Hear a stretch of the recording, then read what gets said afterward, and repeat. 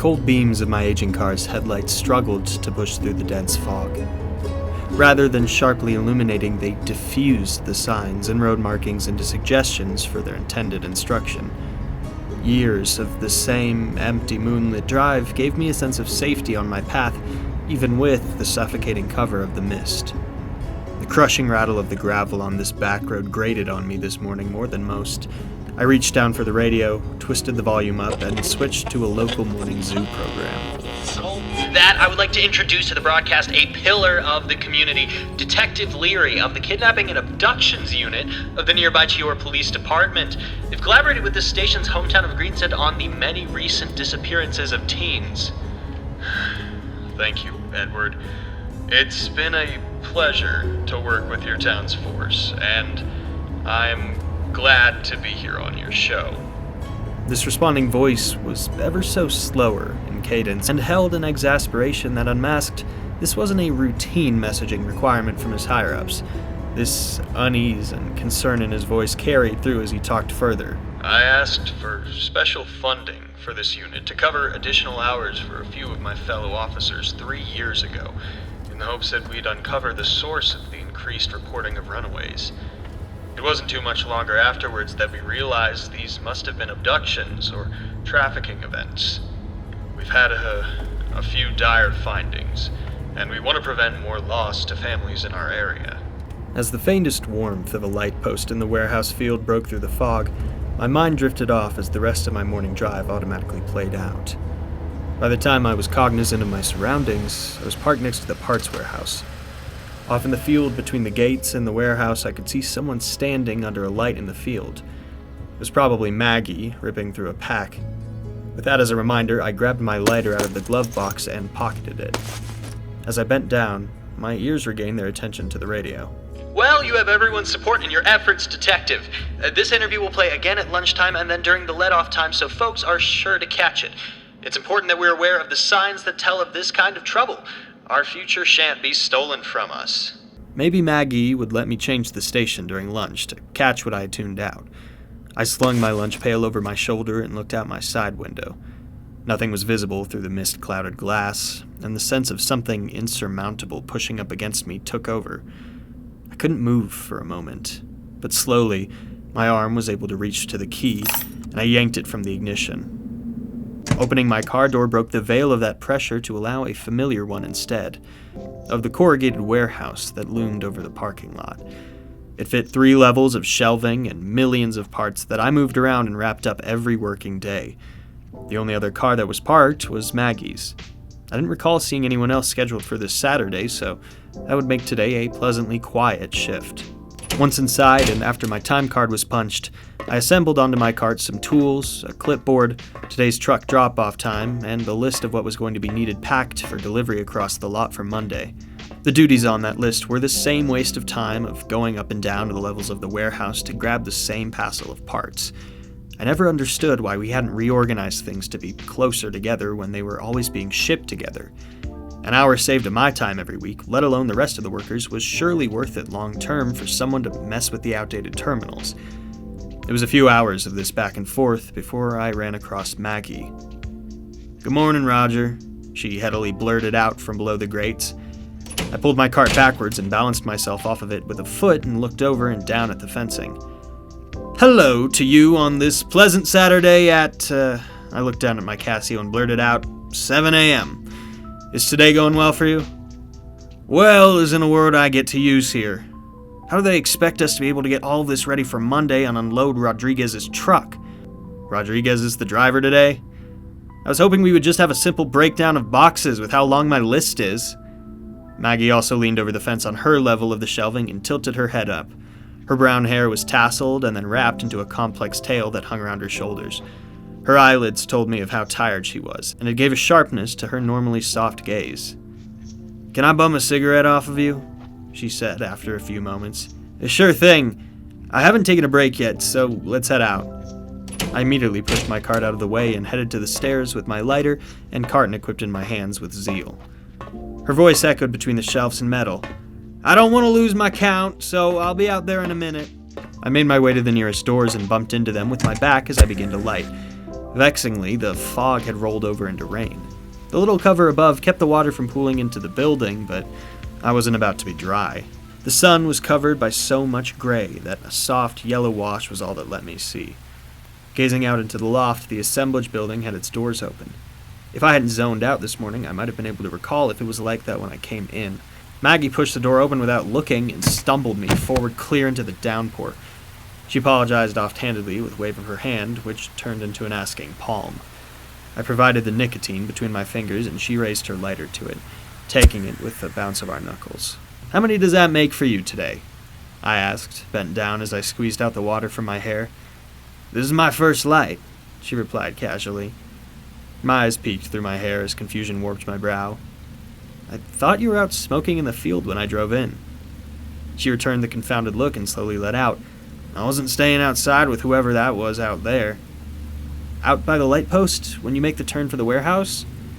I was now turned away from her as I looked over to where the very light post should be. "Yeah, that one. Someone with some cables or something was there. I figured it was some maintenance dip who had come out for something reported last week but wasn't pushed through until Friday night." She stepped forward to match my gaze at the same spot. "You know, it was weird that whoever it was didn't really move, so I just went inside. Even weirder that they were still there when you got here." We finished our break in silence as the same overwhelming pressure overcame us both. We celebrated the return to working by failing to flick the butts of our cigarettes at the security camera above the door. As we stepped inside, I heard an unusual dripping to my right. I walked over towards it and saw that one of the maintenance hatches had been pried open. Somewhere along inside it, the storm had unveiled a leak. "Come and check this out?" I asked Maggie while slowly moving my head around to her. She acknowledged my request and hugged the chain above the yellow caution paint. Cabling and pipes ran all around the sides, though any particular purpose of any of it past collecting mounds of dust was foreign to me. A flimsy ladder was built into the side we were at, and the path deeper was completely dark. I couldn't make out whether the floor of it was filled with rusty water or was itself an oxidized metal, but it occasionally emanated a draft of ferrous stench. "Cool. So there's actually tunnels under these buildings. I would make 4 floors in total." Maggie was unimpressed with this out-of-place portal, and she immediately went back to her duties. I kneeled at the edge and pressed my forehead against the chain. I knew the terminals had a 4th floor designated, but we always just used that for the docking bay, and this hatch had no way to get anything down it securely. I slowly grabbed the chain to hoist myself up, but was stopped at the sound of something unnerving. A whimper. I pressed against the ladder's rails and lowered myself only 1 foot onto a step and silently listened for at least a minute. The shock left my mouth agape, allowing a drop of drool to fall out and splatter onto the floor. It startled me more, and any semblance of trying to keep silent to catch more of what was down there was foiled by the rattling of the chain as I fell back. I collected myself and decided to return to working. Maggie and I happened to have to pick up items on the same row of the same floor. I could feel myself contract and leer at every unexpected noise and flicker of the dim fluorescent bulbs. We started moving shoulder to shoulder, and Maggie was positioning herself opposed to me after the 3rd or 4th time I bumped into her. "Hey, what's with the jitters?" she demanded. I think the tunnel thing just freaked me out. "It's probably nearly time for the delivery, so why don't you just go calm down at the bay? I'll catch you there in, say, 5 minutes. Shamefully, I made my way to the docking bay with a hurried pace to pass the open hatch. Once I rolled my cart up the ramp, I began some short breathing exercises to calm myself. They weren't working, as my mind kept racing to the question as to what was below me. Was the whimper imagined? Did my spit splash or splatter? Why was it such a strong odor? These washed away once Maggie joined me on the platform and joked about her lunch. We ended up eating there, against policy as we waited for Rodriguez to pull up. I kept eyeing my watch as we chatted between bites. Eventually, we heard a honk overpower the pounding of rain against the sectional door. I leapt up and wiped away any crumbs. My steps were slow at first, but a second honk jolted me to briskly arrive at the door control. I motioned for Maggie to quickly move aside and pulled up on the lever. Nearly up against the door was a trailer with its doors opened. Standing with his legs slightly spread and an arm holding a binder, this man, who was not Rodriguez, glared at me. Startled, Maggie swayed her head between the two of us as the man hopped down and into the truck cabin. He rapidly backed the trailer into the bay, exited, and came up to me for my signature. I tried to flip through the relevant pages to ensure the manifest matched our delivery. Staring at the paper won't change what's on the truck. Sign and unload it so I can get out. Animosity wasn't expected from any truck driver in our company, and with this man not being the listed driver we expected, I had to speak up about it. I can't sign off unless I note what's different, or else I'm at fault. You're gonna have to drive slow in the rain anyway, so lay off the hostility. My job is to deliver this to you. Your job is to put it where it belongs. You and I have our place, and these have theirs.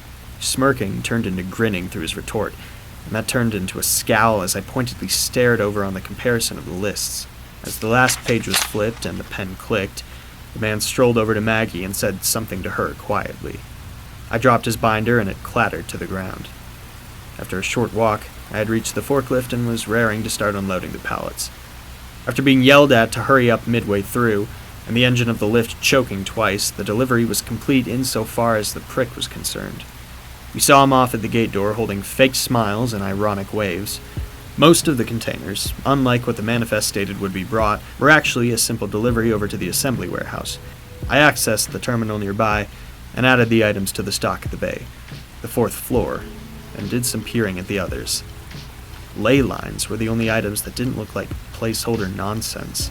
I thought I had heard that word before, and once I started moving the containers, I remembered that they had been written on wooden boxes, very similar to the majority that were being dropped off to us today. They were noisy boxes, as if nothing had been secured inside. I had assumed it was just shoddy work done from our southern facilities. The containers were all transported across the rain-soaked concrete after about an hour of back and forth. Maggie kept an eye on me during this time. Once the task was completed fully, I walked over to her and made some offhand comment that I couldn't retain in memory. I quickly spun to return to work when Maggie grabbed my arm. I brought myself to her side, and my heart sank. Through the rain splattering, someone short was standing at the assembly building. They were chilly red and barely able to lift their limbs in what seemed to be an attempt to waddle forward. They dragged something long behind them, and with a closer look, it seemed it was wound around their limbs. Maggie pulled me aside and started chattering to me, but I was stunned and inattentive. Her speech turned into bleating as she pointed outside. I blinked, staring at her finger before and then at the person after. It was struggling with so much pain. Maggie said something about a car before she jumped up and ran to the front of the warehouse. Control returned to my body and my mind cleared itself. I walked towards this person with a typical stride at first, but when I heard their childish wailing, my legs instinctively broke out into a sprint. Petrichor was overwhelmed by ozone and the same ferrous stench as I grew closer, and then rot overtook my nose. I had made my way in front of the kid's path. There was no skin. I covered my mouth. Muscles and fat were sloughing off. I screamed expletives. The cabling was piercing into their limbs and back with blood pulsing out from the ends. I couldn't make out any eyes on their face. Its wails weakened. I tried to grab their arm. It collapsed in my hand and plopped into the drizzled concrete. I apologized. Their final shriek curdled my lunch out onto the same ground that this mangled person fell across. I collapsed to my knees and then to my side. Maggie deftly dragged me against her car.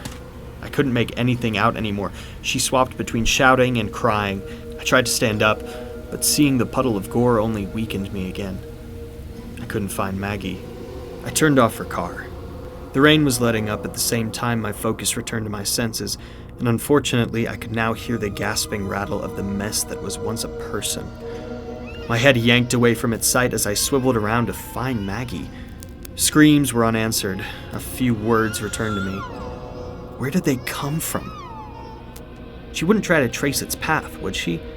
Did she say something about calling the police?